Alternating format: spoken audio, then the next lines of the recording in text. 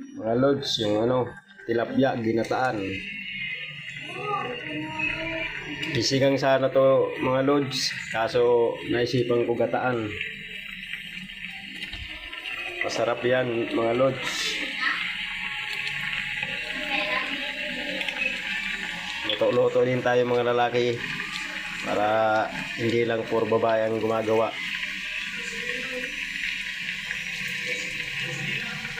Shout out sa mga marunong magluto na lalaki.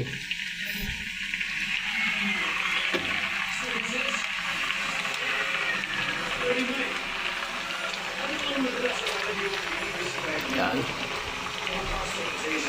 Matagal na naman panahon guys, hindi nakakain ng ano, ginataan na tilapia. Maraming sabaw yung mga loads kasi ano, may bata tayo.